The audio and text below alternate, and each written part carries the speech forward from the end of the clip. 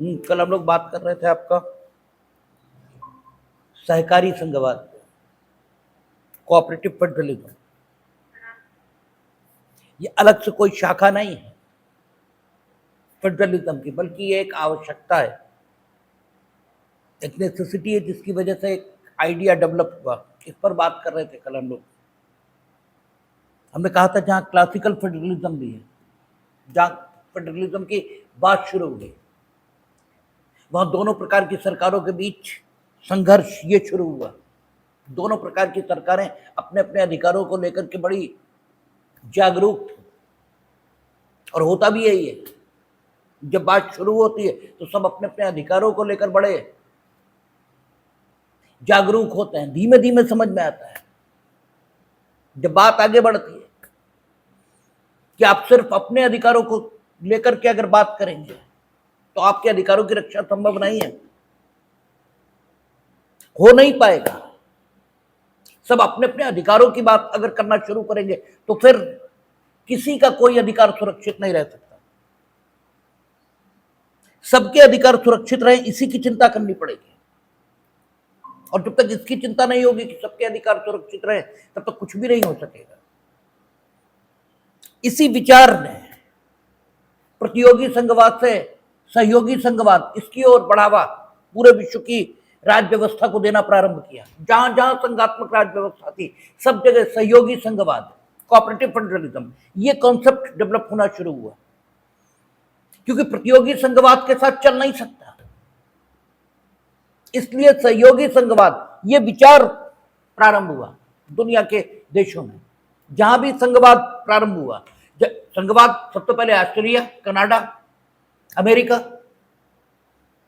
हम तो संघात्मक संविधान के देशों की श्रेणी में बहुत बाद में आए, हमसे बहुत पहले से 3 देशों में संघात्मक संविधान के माध्यम से शासन व्यवस्था और राज्य व्यवस्था संचालित थी, और वास्तव में फेडरलिज्म का विचार वहीं पैदा हुआ। इसलिए वो फेडरेशन हर प्रकार के संघात्मक शासन व्यवस्था में जितने सुधार हुए, जितने हर प्रकार के सुधारों के वाहक बने, वही सबसे पहले जरूरत अनुभव हुई है हर चीज की, क्योंकि वहां सबसे पहले ये राज्य व्यवस्था स्थापित हुई। हम तो तब स्वतंत्र ये भी नहीं थे जब वहां के संविधान बने। और वहां संविधानों में जो संविधान के संशोधन की व्यवस्था ये रखी गई, ये बड़ी कठोर थी, क्योंकि कोई अनुभव था ही नहीं। आप ये मानकर चलते कि इस क्षण जो आप सोच रहे हो वो सबसे अच्छा है, आप भविष्य दृष्टा ये हो ही नहीं पाते, आप दूर की सोच ही नहीं पाते। ये सोचते भी हैं तो भी चूंकि आपकी क्षमताएं सीमित है, तो सोचने के जितने आयाम हो सकते हैं वो सारे आयाम आपके विजन में आ जाएं, जरूरी नहीं होता, और अक्सर नहीं ही आते हैं। इसलिए संघात्मक राज्य व्यवस्था जिन देशों में स्थापित हुई, वहां संशोधन की प्रक्रिया ये सोचकर कठिन रखी गई कि भविष्य में कहीं ऐसा ना हो कि राज्यों के अधिकारों में कटौती ये प्रारंभ हो जाए। हालांकि हर जगह बेसिक स्ट्रक्चर का प्रिंसिपल ये आने लगा है, तो अब वो चीजें संभव नहीं रह गई। अब तो आप संविधान जो मूल रूप से उसे नष्ट करने वाला कोई संशोधन कर ही नहीं सकते। ये लगभग दुनिया की प्रत्येक संवैधानिक व्यवस्था का हिस्सा बन गया है। हमारे यहां भी आ गया केशवानंद भारती के माध्यम से। तो सवाल ये, लेकिन जब इनिशियल स्टेज थी तब संशोधन की प्रक्रिया ये बड़ी कठिन, संशोधन आसानी से नहीं हो सकता। लेकिन कल हम लोगों ने देखा था कि युद्ध इसने संघात्मक राज्य व्यवस्था के जो देश थे उनको यह अनुभव करवाया कि ऐसी जरूरतें हो सकती हैं जब केंद्र को राज्यों की रक्षा के लिए, क्योंकि राज्य अंततः देश का निर्माण करना। तो देश की रक्षा के लिए राज्यों के जो फील्ड्स हैं, जो कॉन्स्टिट्यूशन उन्हें दे रहा है, उसमें भी हस्तक्षेप करना पड़े। और वहां के उच्चतम न्यायालयों ने, वहां की सुप्रीम जुडिशरी ने उस इंक्रोचमेंट को ठीक ठहराया। और यहां से एक बात शुरू हो गई कि अगर जरूरत पड़े तो फिर एडजस्टमेंट किए जा सकते हैं। और प्रतियोगी संघवाद से सहयोगी संघवाद, इसकी ओर कदम दुनिया की राज्य व्यवस्थाओं के बढ़ने लगे। टेक्नोलॉजिकल एडवांसमेंट हुए। टेक्नोलॉजिकल एडवांसमेंट ने दुनिया को छोटा किया। एक दूसरे से विचार विमर्श ये प्रारंभ हुआ, तो लोगों को एक दूसरे के विजन को समझने में सहायता मिली। इस कारण भी सहयोगी संघवाद ये जन्मना शुरू हुआ। लोगों की मानसिक दशा ऐसी बननी शुरू हुई कि अंततः सारे राज्य मिलकर एक देश का ही निर्माण कर रहे हैं और व्यक्ति का कल्याण यही सर्वोपरि है।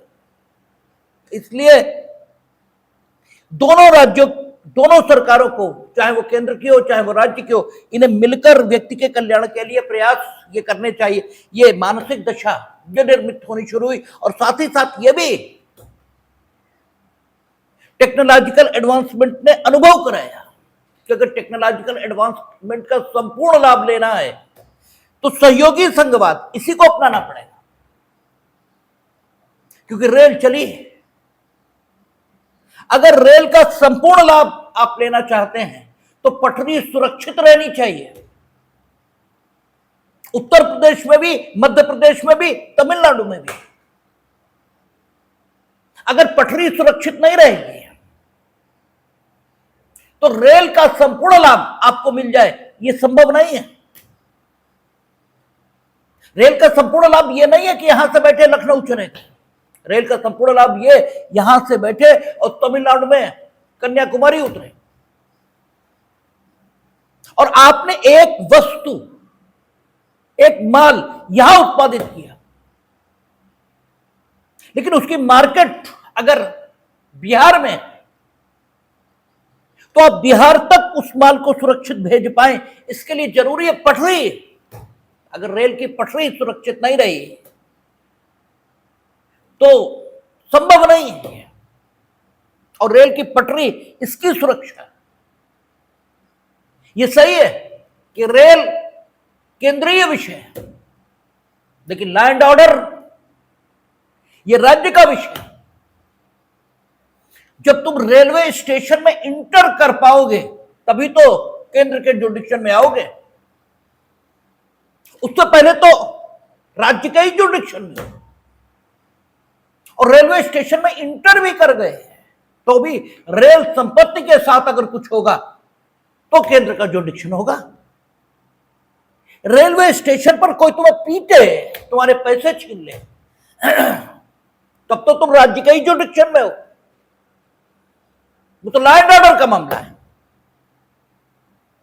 तो बिना सहयोगी संघवाद के जो तकनीकी उन्नति है उसका भी संपूर्ण लाभ नहीं लिया जा सकता। सैटेलाइट काम तो तभी करेगा जब टावर लगेगा, और टावर हवा में टंगेगा तो नहीं, लगेगा तो जमीनी पर, और उस जमीन पर किसी राज्य का ही क्षेत्राधिकार होगा। उस टावर की सुरक्षा कौन सुनिश्चित करेगा? तो जो टेक्नोलॉजिकल एडवांसमेंट है इसने भी दुनिया को सहयोगी संघवाद की ओर बढ़ने में सहायता प्रदान की, और प्रतियोगी संघवाद से मामला सहयोगी संघवाद की ओर बढ़ने लगा। और फिर राज्य व्यवस्था की प्रकृति, इसमें परिवर्तन आए। राज्य व्यवस्था की प्रकृति कैसे लेसिजे फेयर एरा से, यानी पुलिस स्टेट से हम सोशल वेलफेयर स्टेट के नजदीक पहुंचे। दुनिया उसमें राज्य की भूमिका, केवल नागरिकों के जीवन में पुलिसिंग की भूमिका, इससे आगे बढ़ाया। तुम्हारे जीवन में पुलिस की भूमिका क्या है? तुम्हारे जीवन में पुलिस की भूमिका सिर्फ कुछ न्यूनतम नैतिक मानदंडों का पालन करा लेने की है। कुछ न्यूनतम, जिसके बिना, जिस मानदंड के पालन के बिना हो सकता है तुम भी पिटो और समाज की व्यवस्था भंग हो जाए पूरी तरह से। पुलिस इस पर रोक नहीं लगाती है कि तुम विचार की चोरी नहीं करोगे। पुलिस सिर्फ इस पर रोक लगाती है कि आप किसी की चल संपत्ति, इसकी चोरी नहीं करोगे। जबकि चोरी आप विचार की भी कर सकते हैं, करते हैं, ठीक है। तो पुलिस आपको संपूर्ण रूप से नैतिक नहीं बना सकती।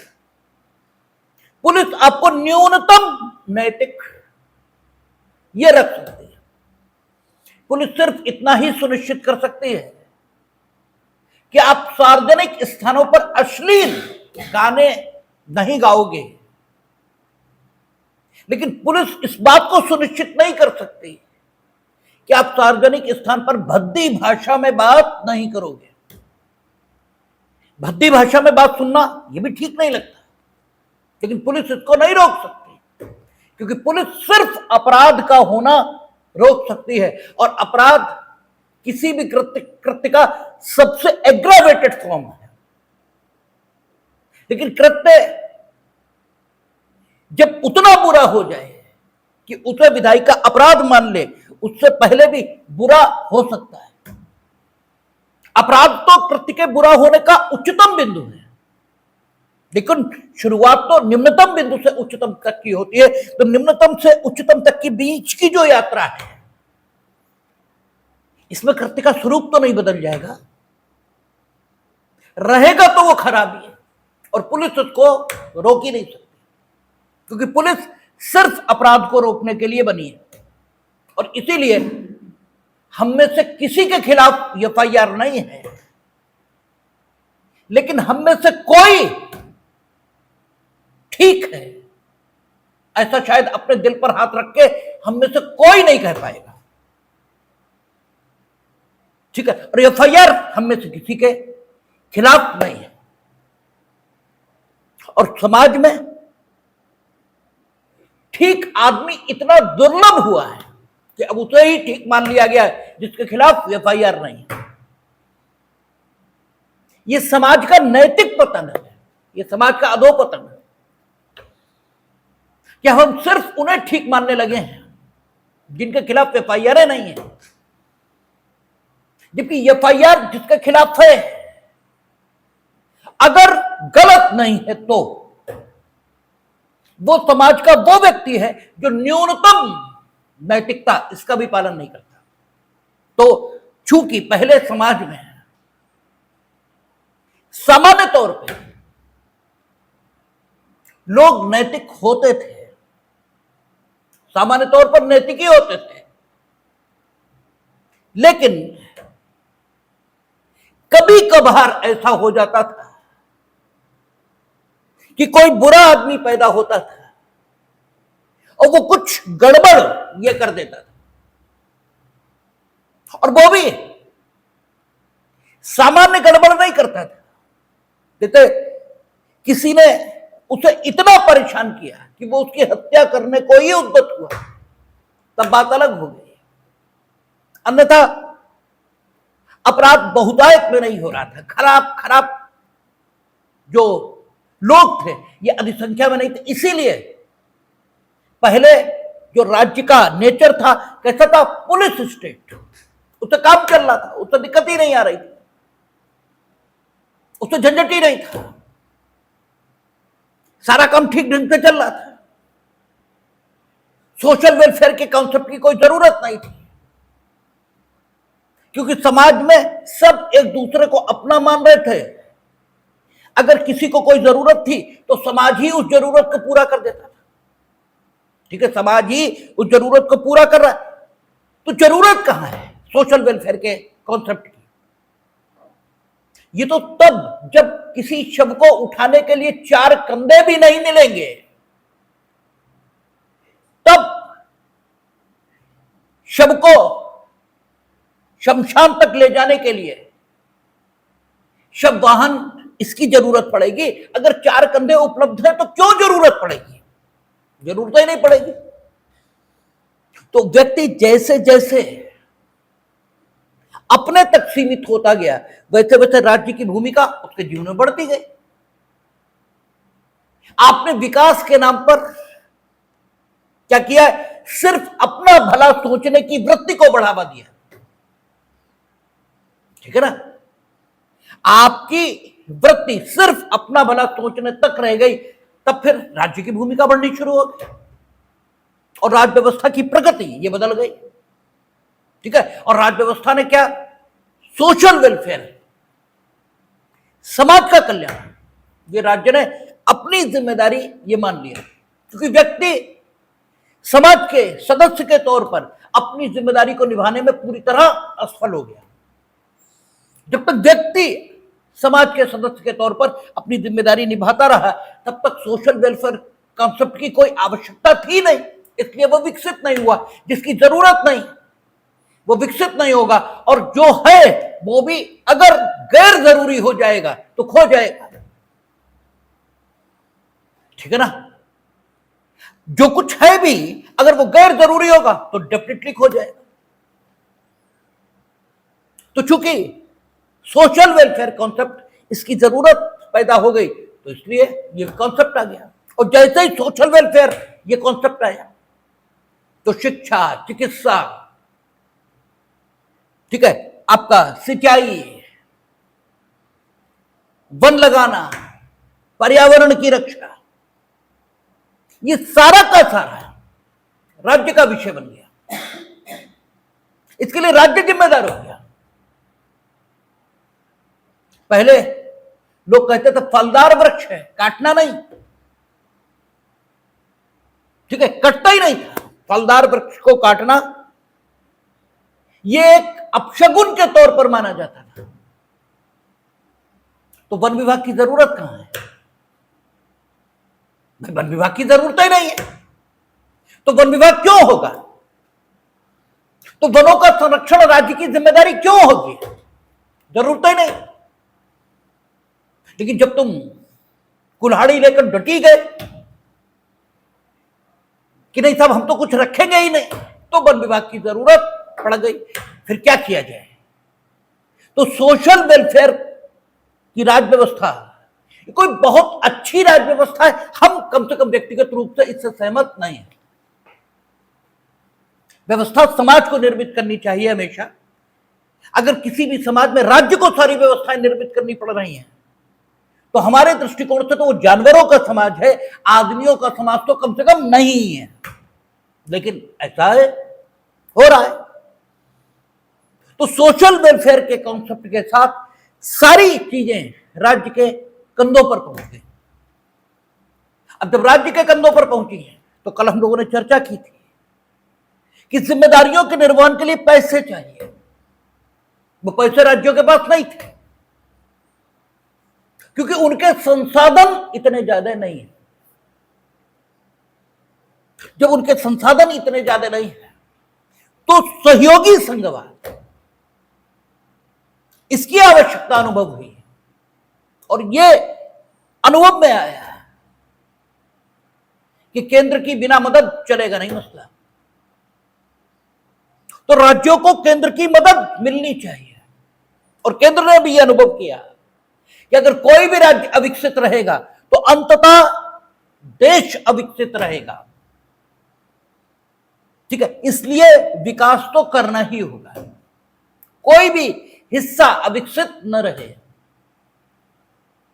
कोई भी अगर हिस्सा अविकसित रहेगा तो पहली बात तो वो संपूर्ण देश के लिए हमेशा एक समस्या ये क्रिएट करेगा, क्योंकि संपूर्ण देश में आवाजाही ये तो रहेगी, वहां के निवासी यहां आएंगे और यहां चोरी करेंगे। आप उठा उठा जेल बंद करते रहो, लेकिन करेंगे तो वहीं, क्योंकि क्योंकि सिद्धांत यह है कि भूखा क्या पाप नहीं करेगा, तो करेगा ही, तो इसलिए भी जरूरी। और दूसरी चीज, आपका सब कुछ बहुत सुंदर हो, बस नाक कटी हुई हो, तो आप कितने सुंदर लगोगे ये खुद ही अनुभव कर लो। सारे लोग जो अंग हैं वो स्वस्थ और प्रसन्न ये होने चाहिए, तो केंद्र की भी जिम्मेदारी है, तो भी मामला सहयोगी संघवाद की ओर बढ़ा। यानी 3 फैक्टर निकल कर आए, युद्ध, टेक्निकल डेवलपमेंट, और तीसरा समाज जो सोशल वेलफेयर स्टेट का कॉन्सेप्ट है, इसके कारण से दुनिया सहयोगी संघवाद की ओर बढ़ी। चौथी बात आई कि अगर पूरा देश एक है तो फिर हमें पूरे देश के एक हिस्से में जो कुछ किसी व्यक्ति को दिया गया,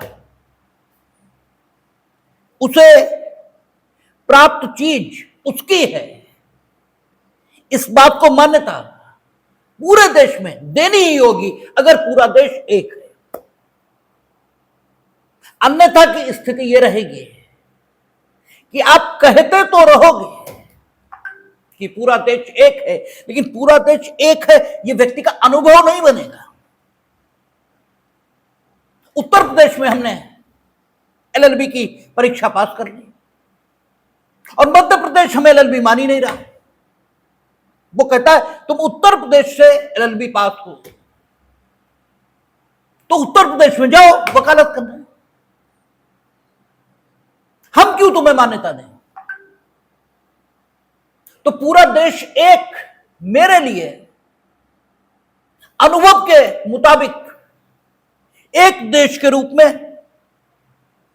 जाना नहीं जाएगा, ये सिर्फ मियर प्रिंसिपल बनकर रह जाएगा कि पूरा देश एक है। और सिद्धांत तो बड़े बड़े अच्छे तुम्हें बताए गए,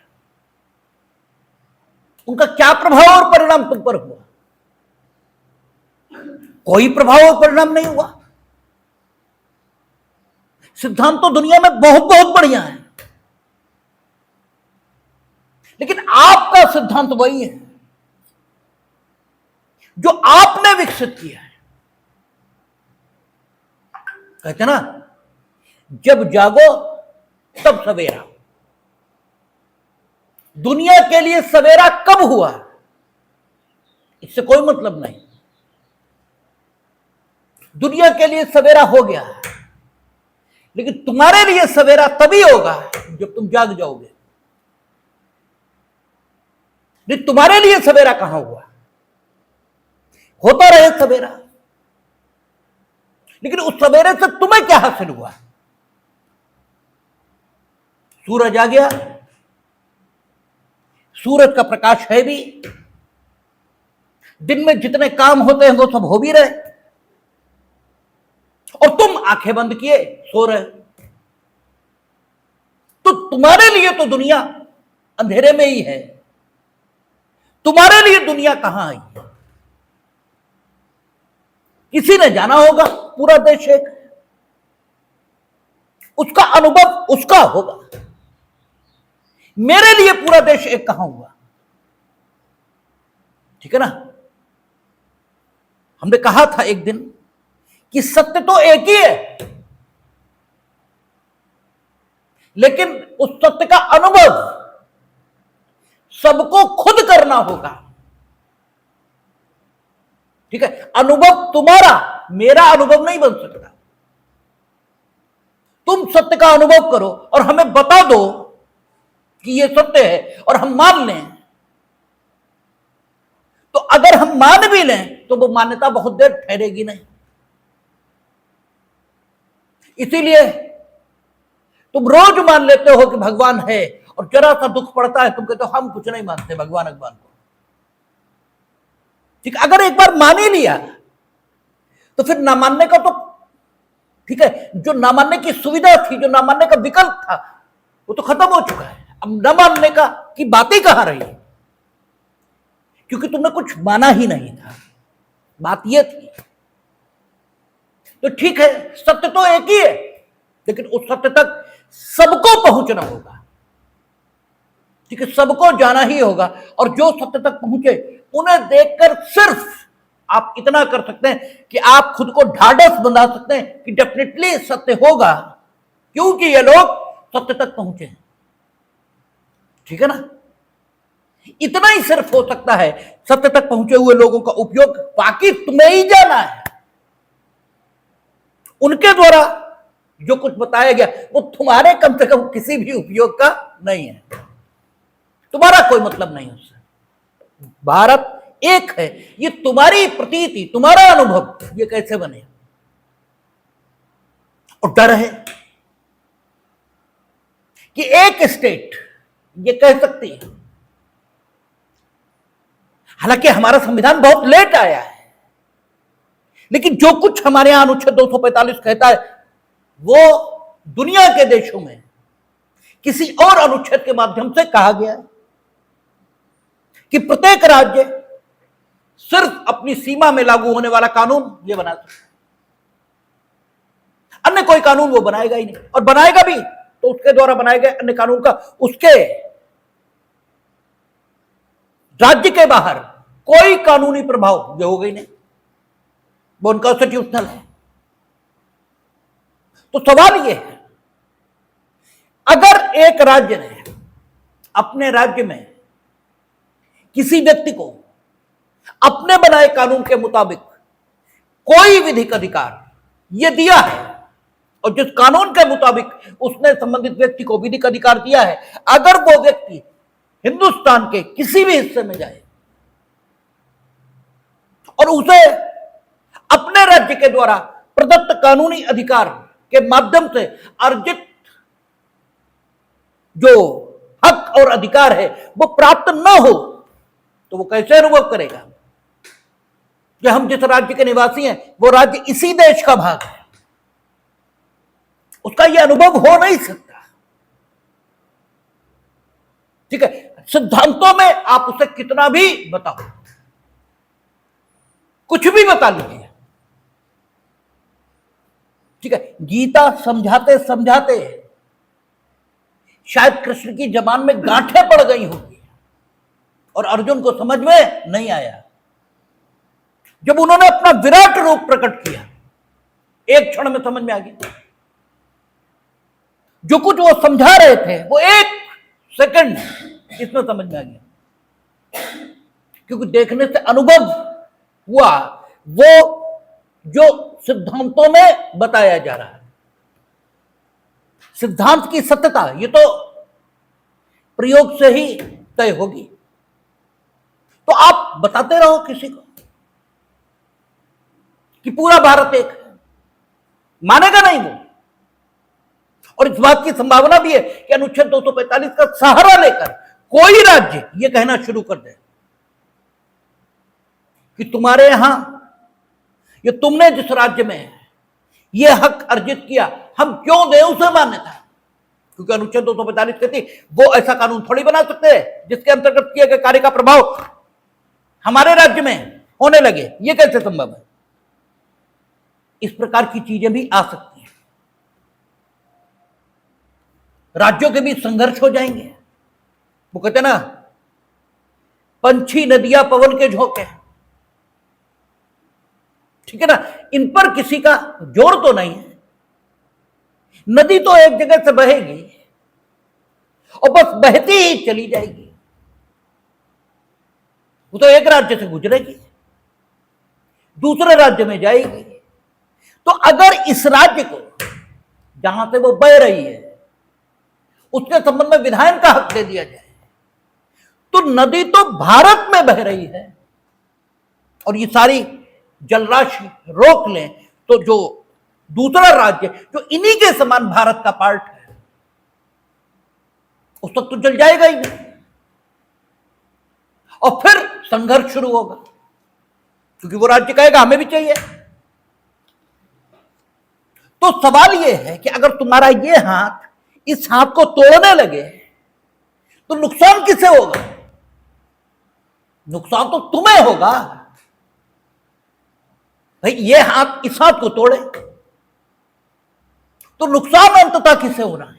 तो अगर ये राज्य नुकसान में जाए तो भी भारत को नुकसान है या दुनिया के उस देश को नुकसान है, और वो राज्य नुकसान में जाए तो भी स्थिति यही। तो दोनों राज्यों के बीच कोऑर्डिनेशन ये होना चाहिए, इसके सिवा कोई रास्ता बचता नहीं है। केंद्र अपनी रक्षा संबंधी जरूरतों के लिए फैक्ट्री कहां लगाएगा? क्योंकि पूरा भारत तो या पूरा अमेरिका तो राज्यों में बटा है, आखिर किसी राज्य में ही लगाएगा। वो राज्य कहेगा हम तो सुरक्षा नहीं देंगे, ठीक है, लगी रहे तुम्हारी फैक्ट्री, तुम जानो, तुम्हारा काम जानो, हम तो कुछ नहीं करेंगे। तो वो फैक्ट्री कितने दिन चलेगी? इसका मतलब केंद्र और राज्य एक और, राज्य और राज्य एक और, इन सबके बीच कोऑर्डिनेशन की जरूरत है, इन सबके बीच समन्वय की आवश्यकता है। अदरवाइज व्यवस्था सुव्यवस्थित ढंग से नहीं चल सकती, चलेगी नहीं। तो इस व्यवस्था को सुव्यवस्थित ढंग से चलाने के लिए प्रतियोगी संघवाद ये हटा और सहयोगी संघवाद, इसका विचार आना प्रारंभ हुआ कि आखिर कैसे कोऑपरेशन कैसे डेवलप किया जाए। क्योंकि तुमसे काम कराने के दो ही तरीके, या तो तुम अपनी मर्जी से काम करो और या हम ताकत से काम करा लें, इसके अलावा तीसरा तरीका बनाना है। लेकिन अगर हम ताकत से काम कराएंगे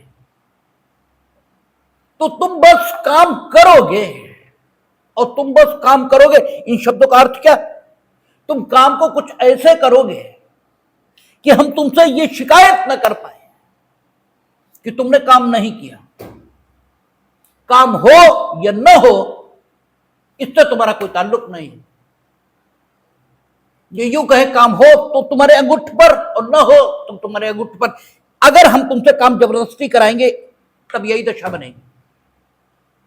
जैसे कर्मचारी हो तो कहो कि फोन करो फला जगह, अब फोन करो फला जगह, इस लाइन का क्या अर्थ हुआ? इसका अर्थ हुआ कि सामने वाले से बात करके बताओ। और अक्सर आप कर्मचारियों से देखेंगे, हम भी देखते हैं, कहा फोन करो फला को, आधे घंटे बाद हमने पूछा कि हो गई बात, क्या हुआ?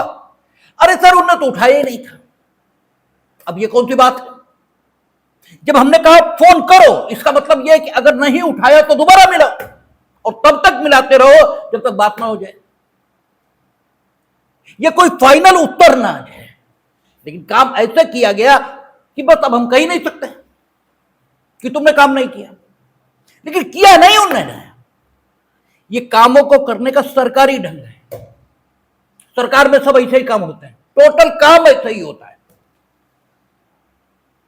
और प्राइवेट सेक्टर में आपकी मर्जी ये निर्मित की जाएगी। आप अपना काम मानकर जब काम को करते हैं तो हर चंद कोशिश करेंगे कि काम हो जाए, और जब नहीं होगा तभी उस काम का न होना आप घोषित करेंगे।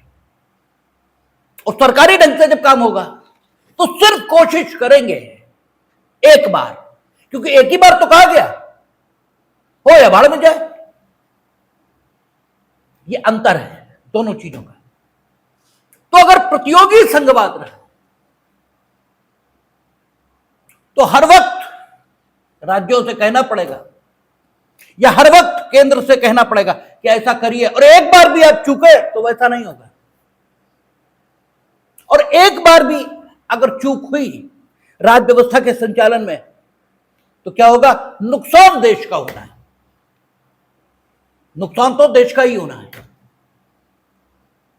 देश का होना मीनिंग देर देश के नागरिकों का होना है। इसलिए जरूरी है कि राज्य या केंद्र अपनी मर्जी से काम करें। अब तुम्हारी मर्जी कैसे बनेगी? या तो तुम्हारी खुद बने, तुम्हें खुद लगे कि यह काम औचित्यपूर्ण है, इसको करना चाहिए, और या फिर हम तुम्हें समझा दें कि देखो ये ठीक नहीं है, इसको करो। उस काम का जस्टिफिकेशन हम आपके दिमाग में रख दें, तब आप उस काम को करोगे। तो सहयोगी संघवाद ये एक आवश्यकता बना इसके बिना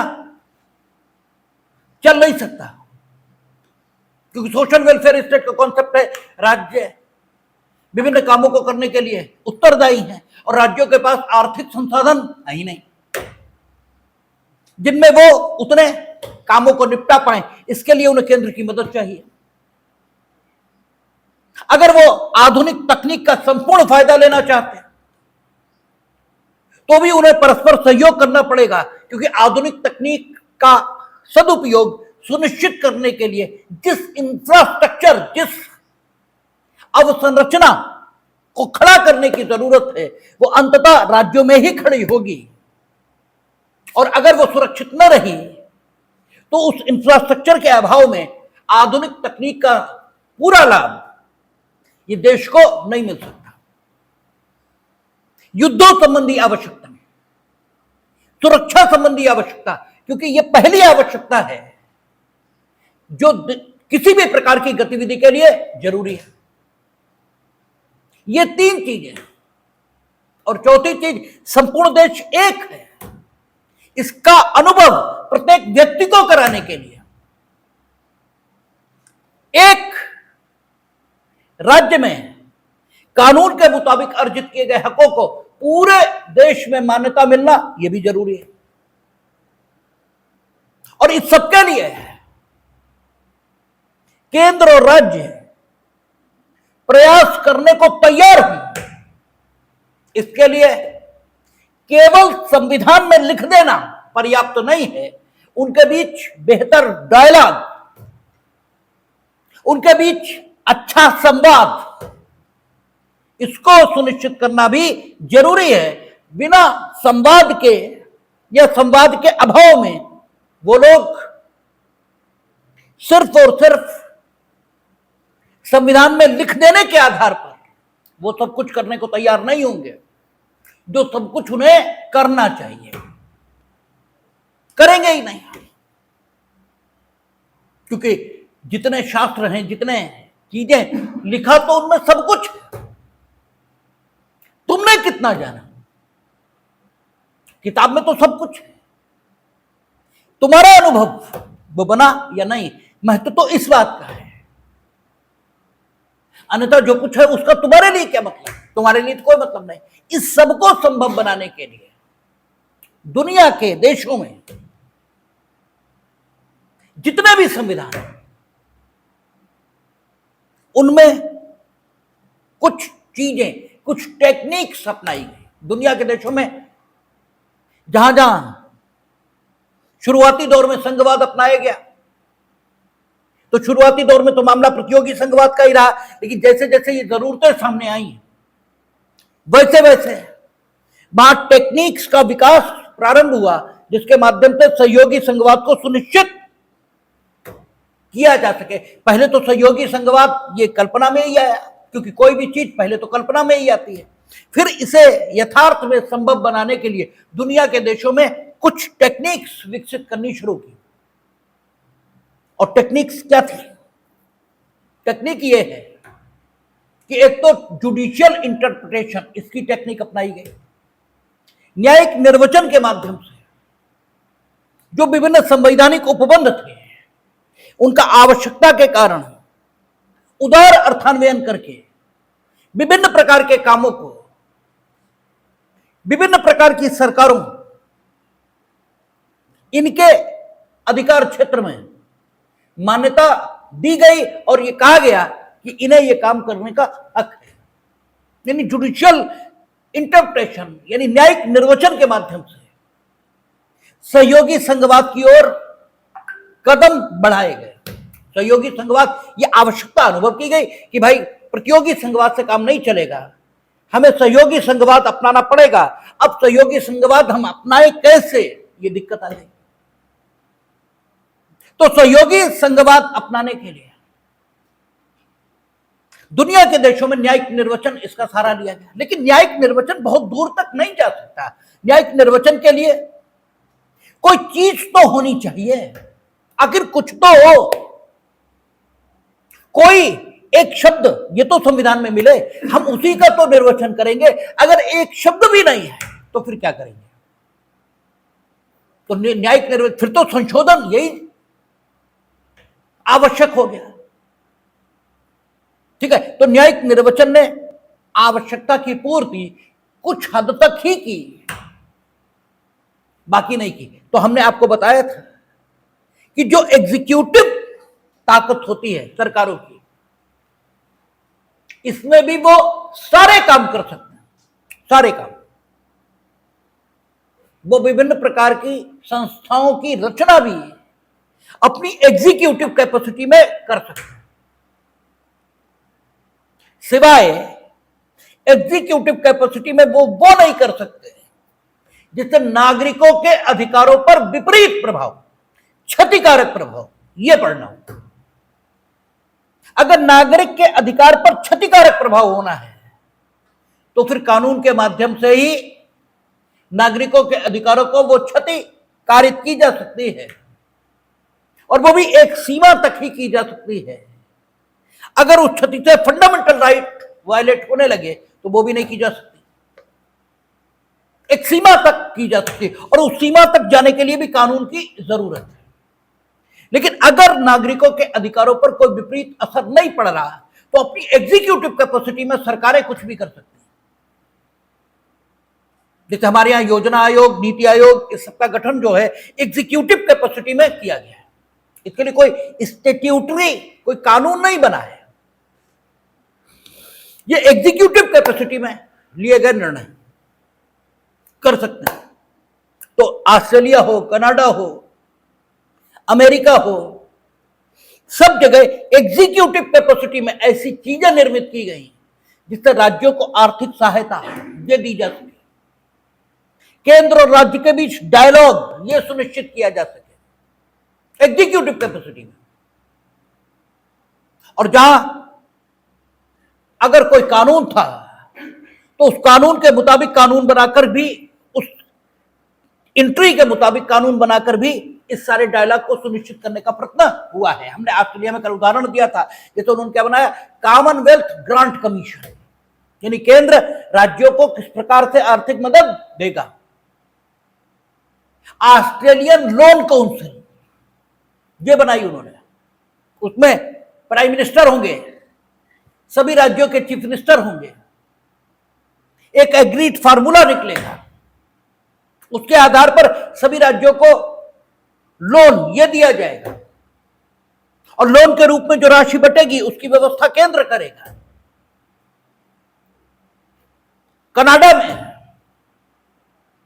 एक अलग ढंग का सिस्टम ये शुरू किया गया, केंद्र और राज्य दोनों अपने अपने कानूनों के माध्यम से विभिन्न प्राधिकारियों की, ठीक है, रचना ये कर देते हैं, और वो प्राधिकारी चाहे केंद्र के कानून से निर्मित हो और चाहे राज्य के कानून से, उन्हें विभिन्न प्रकार के अधिकार दोनों सरकारें दे सकती हैं। वो ये भी दे सकती है कि अमुक ये बांध बनना है, इसमें क्या क्या होना, क्या क्या नहीं होना, आप दोनों सरकारों से बात करके और पॉलिसी एक फाइंड आउट करेंगे कि कैसे ये बनेगा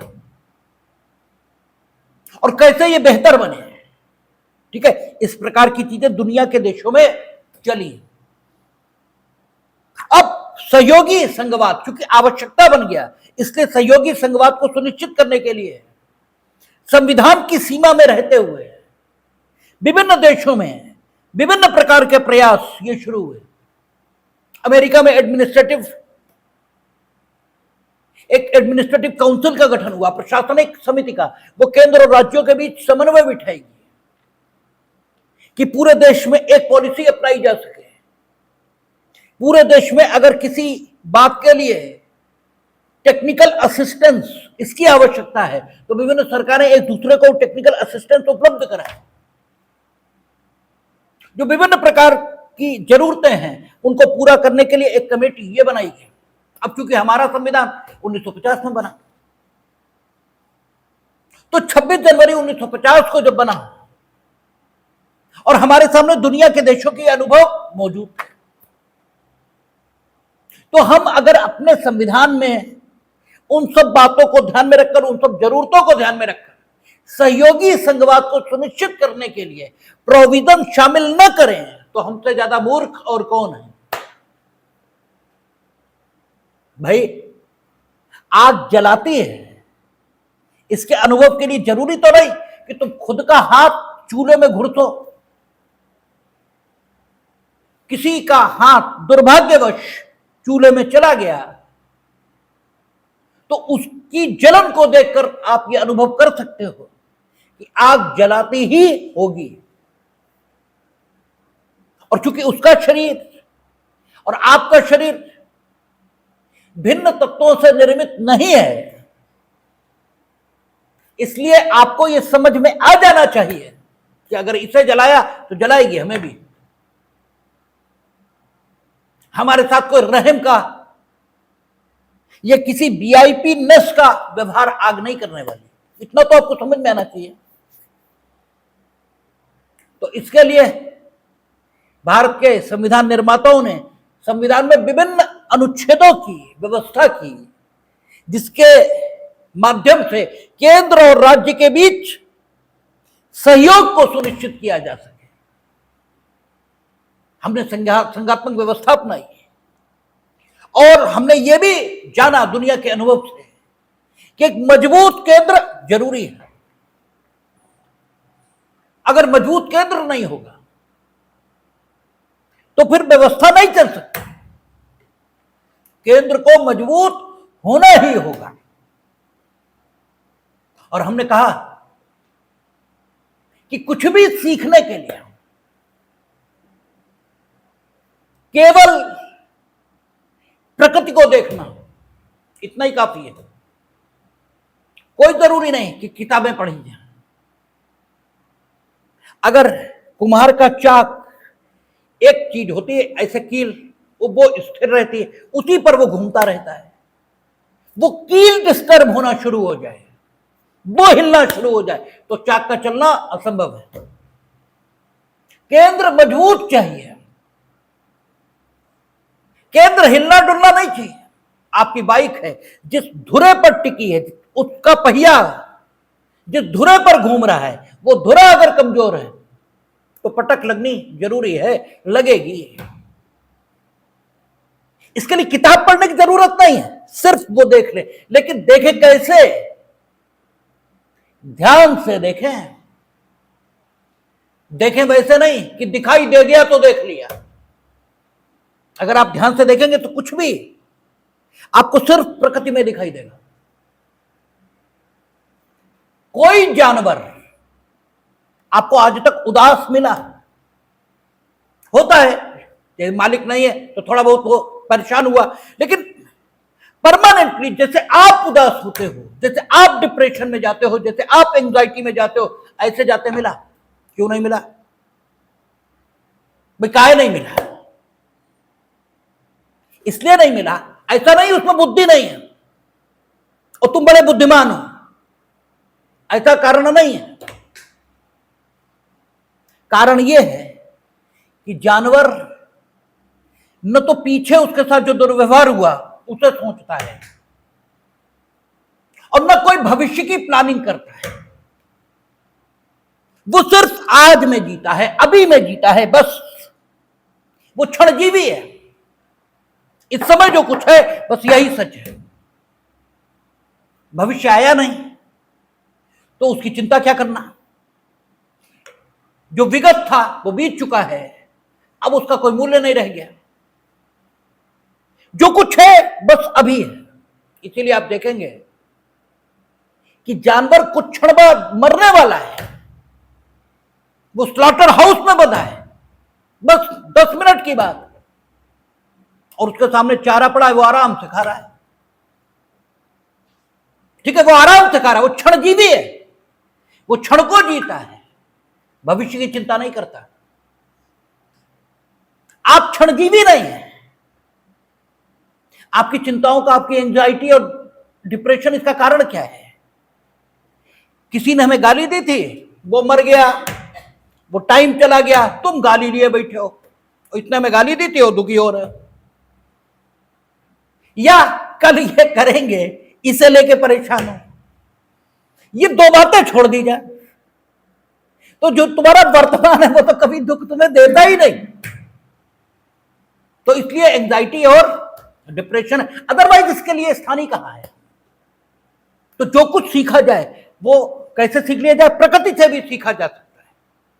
कोई किताब पढ़ने की जरूरत नहीं, और किताबें जिन्होंने लिखी हैं उन्होंने प्रकृति से ही सीखा था।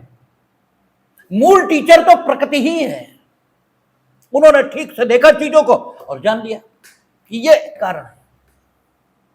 इसलिए वर्तमान में जीना ये सबसे अच्छी बात कही गई है।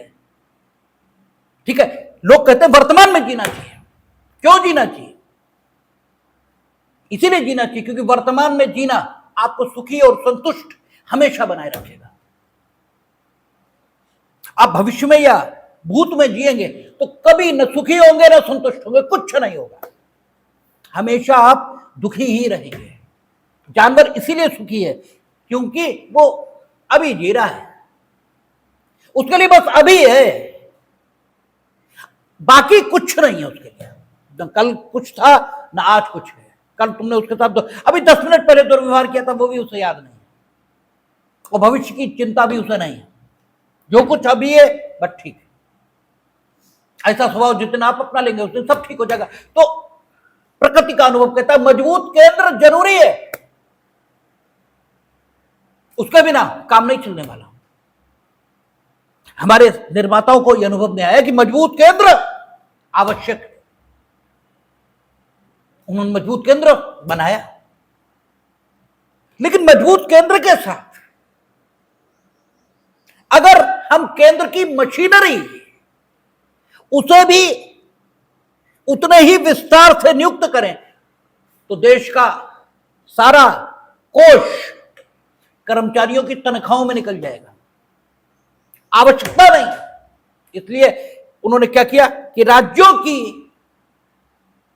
व्यवस्था होगी, अधिकार केंद्र का होगा। ठीक है, ऐसी व्यवस्था उन्होंने बनाई कि एक केंद्र मजबूत है, उसकी मजबूती में कोई कमी नहीं, और आपात में तो बहुत मजबूत है। लेकिन सामान्य दिनों में इस प्रकार से व्यवस्था बनाई कि सहयोगी संघवाद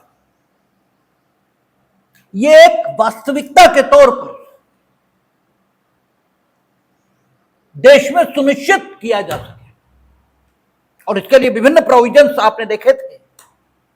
अनुच्छेद 249 था, अनुच्छेद 251 था, ठीक है, अनुच्छेद 268 से लेकर के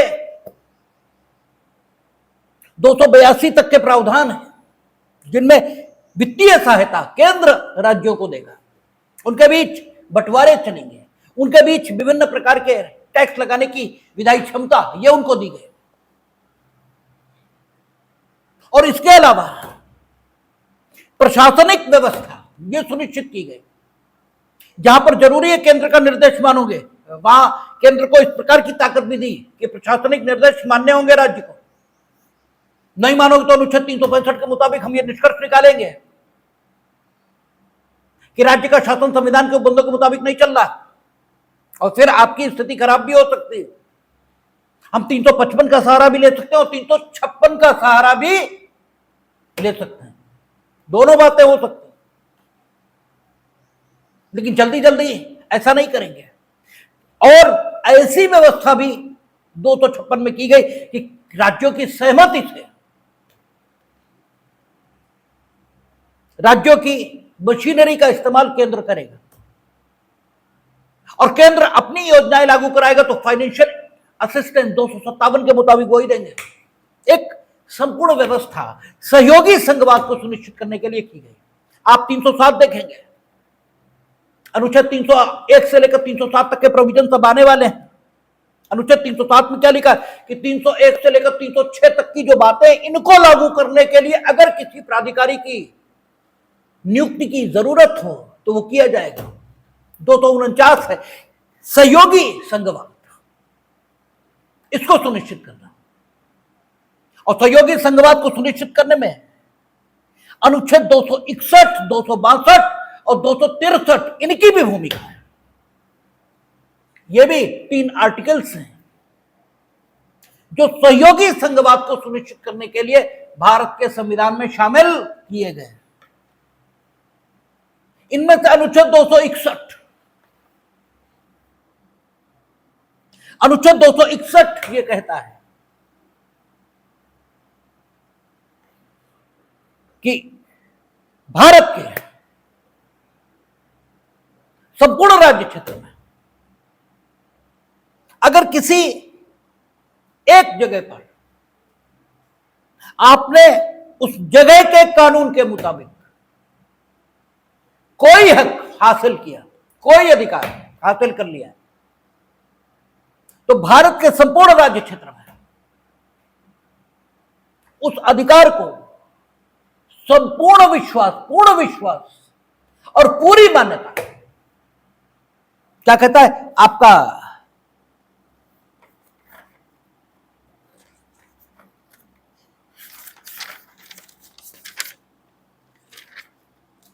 कहता है फुल फेथ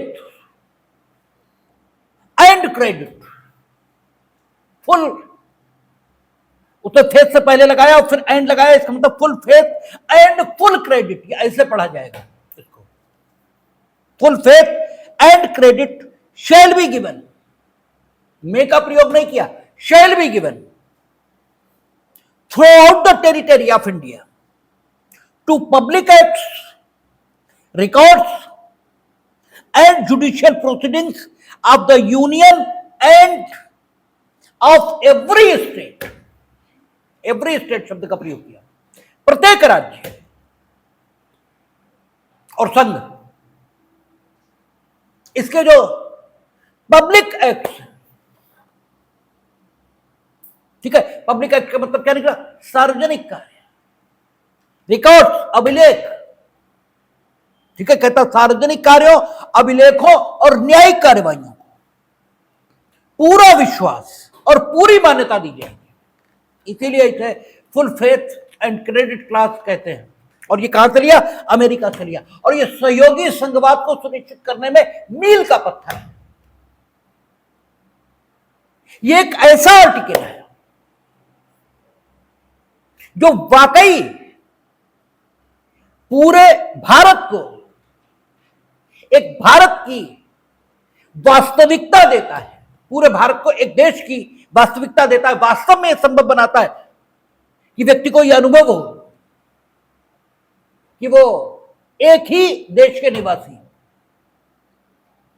अगर यह आर्टिकल ना हो तो यह अनुभव करना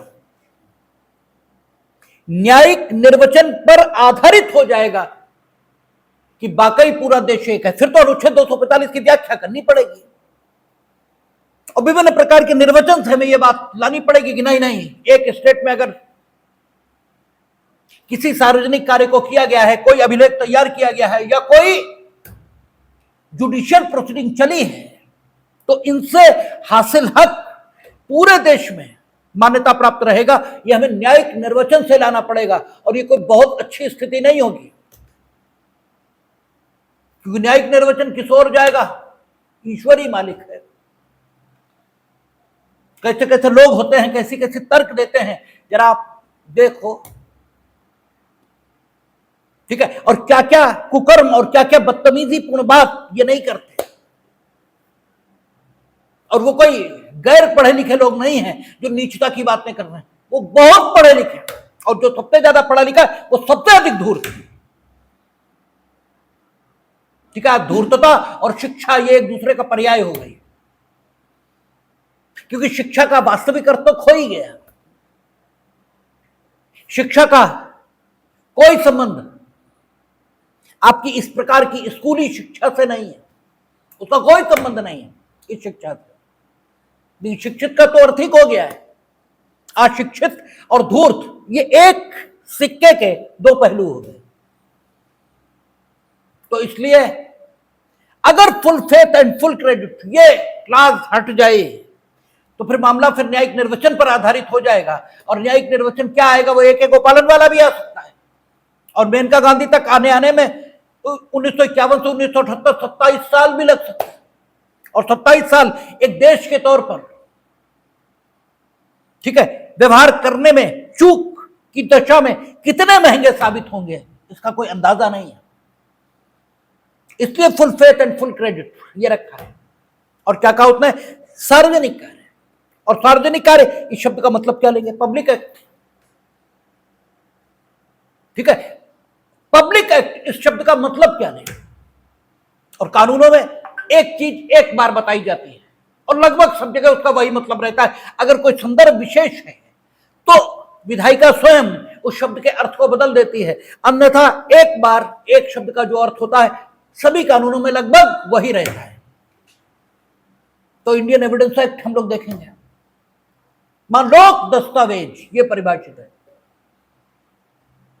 हालांकि सार्वजनिक कार्य और लोक दस्तावेज ये एक से शब्द नहीं है, शब्द डिफरेंट है, लेकिन लोक दस्तावेजों को तैयार करने के लिए जो कृत्य किया जाएगा, ठीक है ना, वो सार्वजनिक कृत्य क्या होता है इसकी सूचना ये हमें देता है। ठीक है ना, ये हमें इन्फॉर्म करता है कि सार्वजनिक कार्य इसका क्या मतलब हो सकता है। तो पुराने एविडेंस एक्ट की धाराएं में याद है, नई की याद ही नहीं है, वो अड़ोस पड़ोसी हैं। लेकिन तो पुराने एविडेंस एक्ट में सेक्शन 74 था, वो बताता था कि लोक दस्तावेज क्या है। तो कहता था भारत के, कॉमनवेल्थ, ठीक है, या विदेश के, शायद विदेश के भी लिखा है, भारत के, कॉमनवेल्थ के, एक कोई और चीज है याद नहीं पड़ रहा, विदेश हो सकता है, हो ना हो हम कह नहीं सकते, लेकिन भारत के, कॉमनवेल्थ के ये है। क्या कहता है? विधायी संपूर्ण प्रभुसत्ता संपन्न, ठीक है, कुछ है भारत के, कॉमनवेल्थ के, खैर भारत के, कॉमनवेल्थ के, या एक चीज और है, उनके जो विधायी और कार्यपालिकी अधिकारी हैं उनके कार्यों के रूप में, ठीक है, या कार्यों के अभिलेख के तौर पर जो कुछ रखा गया है वो क्या है? लोक दस्तावेज है। इस प्रकार की परिभाषा इंडियन एविडेंस एक्ट में आई है। यानी जो विधायी कृत्य होता है वो भी सार्वजनिक कार्य की श्रेणी में आता है, ठीक है, और जो प्रशासनिक यानी एग्जीक्यूटिव एक्ट है वो भी किसके? सार्वजनिक कार्य। अच्छा, हाँ, भारत के, कॉमनवेल्थ के, ठीक है, अब है याद नहीं है, अब कौन किताब उठाए, आप 74 ये देख लेंगे पुराने एविडेंस, ठीक है। तो क्या है कि जो एग्जीक्यूटिव एक्ट हो रहा है वो भी सार्वजनिक कार्य है और जो विधायी कृत्य हो रहा है ये भी सार्वजनिक कार्य है।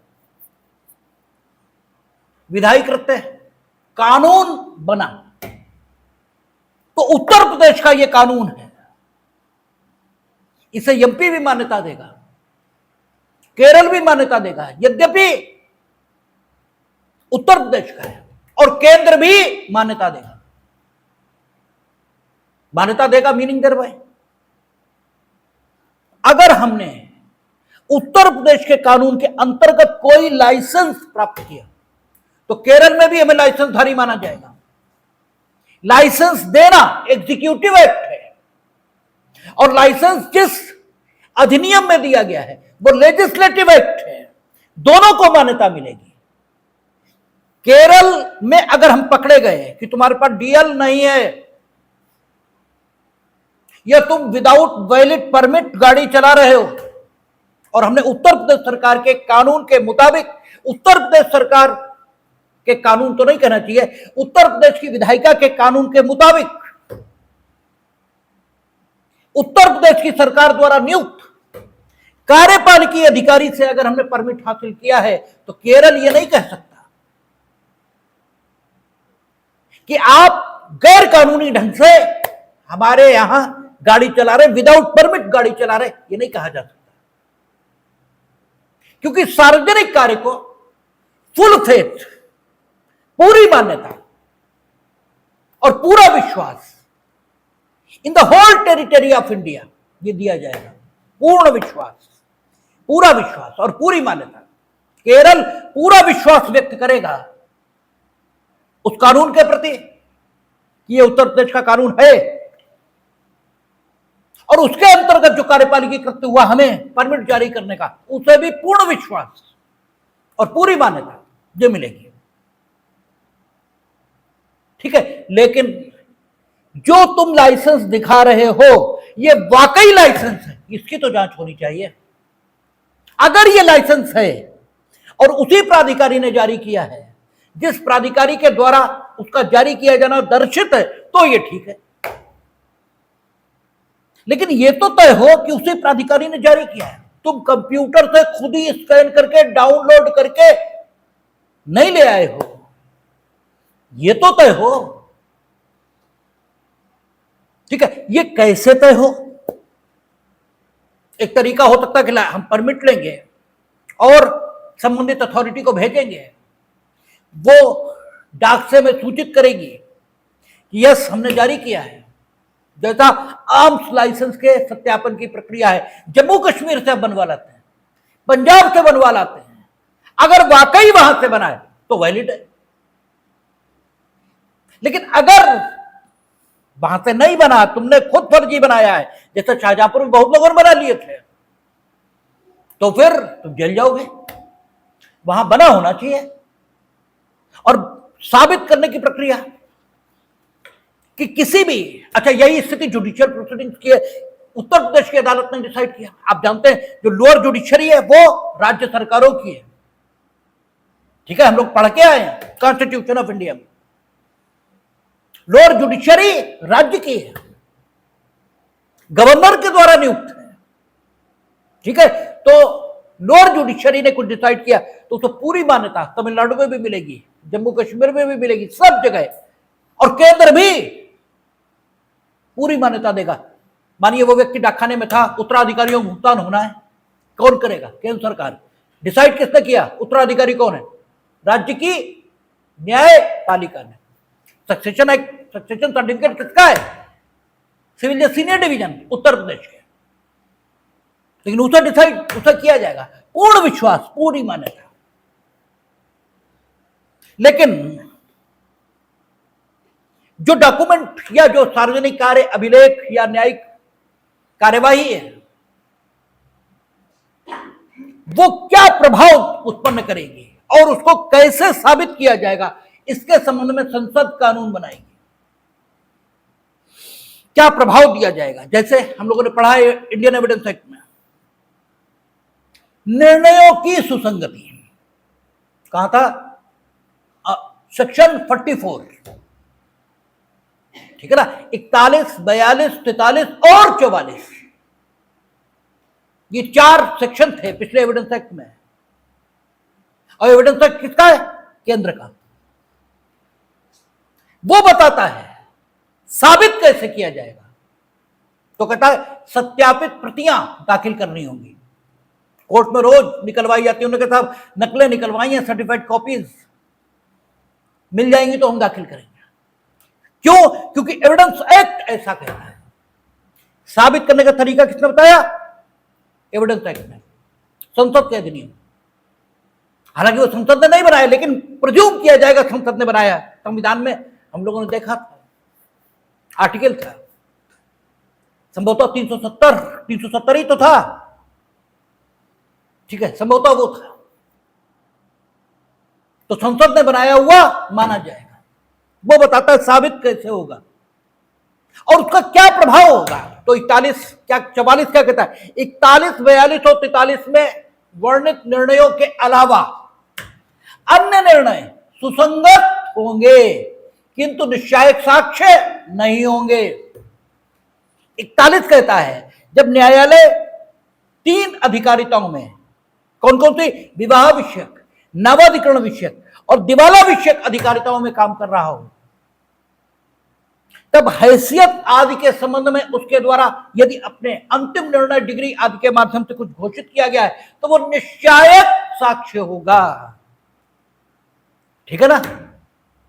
42 में कहता है अगर लोक अधिकार के संबंध में कोई डिग्री या कोई निर्णय न्यायालय का मौजूद है तो वो निश्चायक नहीं है किंतु सुसंगत है, ठीक है ना।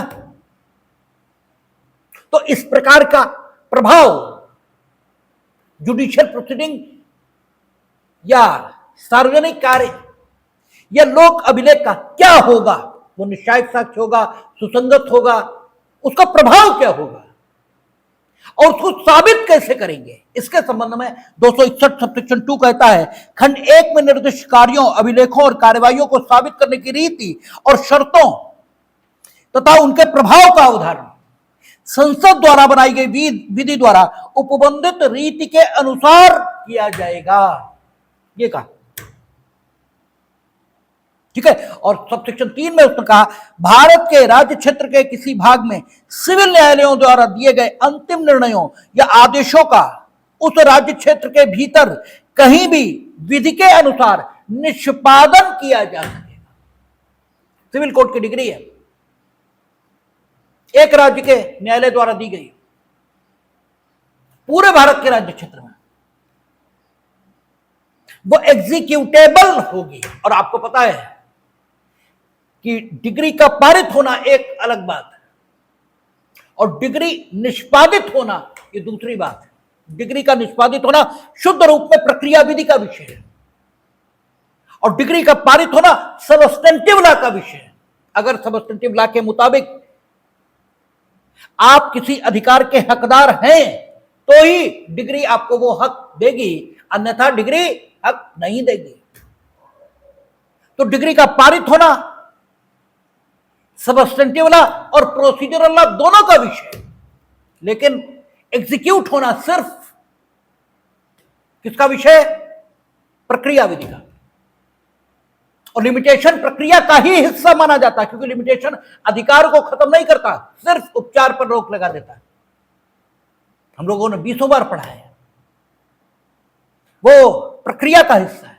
और सीपीसी में आदेश 21 है, वो एग्जीक्यूशन के संबंध में डिटेल्ड प्रोविजन करता है। क्रिमिनल कोर्ट नहीं लिखा यहां लिखा है सिविल न्यायालय, क्योंकि भारत के राज्य क्षेत्र के किसी भी आपराधिक न्यायालय ने अगर कोई निर्णय दिया तो उसे एग्जीक्यूट कराने की अधिकारिता उसी न्यायालय में होती है, वो अन्य किसी न्यायालय में नहीं होती, क्योंकि वहां निर्णय का एग्जीक्यूशन और निर्णय दो अलग अलग बातें नहीं है। सीपीसी में है, वहां डिग्री का एग्जीक्यूशन अलग है और आपका डिग्री का पारित होना अलग है, क्योंकि डिग्री एग्जीक्यूट किसके खिलाफ होगी? निर्णित निर्णयों के खिलाफ। और निर्णित निर्णय अभी उत्तर प्रदेश में रह रहे थे, जब तक डिग्री पारित हुई अब वो चले गए हूं तमिलनाडु में, ठीक है। तो जहां डिग्री का एग्जीक्यूशन होना चाहिए वो स्थिति तमिलनाडु की है, क्योंकि अब निर्णित निर्णय वहीं रह रहा है, तो वहां से भी एग्जीक्यूट हो सकेगी। लेकिन क्रिमिनल में ऐसा नहीं होता। क्रिमिनल में दोनों हक एक ही न्यायालय को प्राप्त होते हैं। इस न्यायालय ने सजा दी, तुम कहीं पकड़े जाओ, लाए इसी न्यायालय के समक्ष जाओगे और यही न्यायालय अपने द्वारा दिए गए दंडादेश का निष्पादन कराएगा। इसलिए क्रिमिनल कोर्ट नहीं, सिविल कोर्ट। और आपसे ये 261 खूब पूछा जाता है, और जब पूछ दिया जाता है तो आपको बहुत कठिन लगता है, क्योंकि 261 पर बात ही नहीं होती। 261 आप कहीं देखेंगे तो शायद ही कोई बताता मिले आपको, विश्वास और मान्यता खंड। और ये वो आर्टिकल है जो वाकई आपको ये प्रतीति कराता है कि भारत एक ही है। ये ना हो तो ये बात सिर्फ सिद्धांत की बात बनकर रह जाएगी, ये व्यवहार की बात नहीं बनेगी। कल हम लोग चाहेंगे कि 262 और 263 दोनों खत्म करने हैं, देखेंगे, कल बात करें।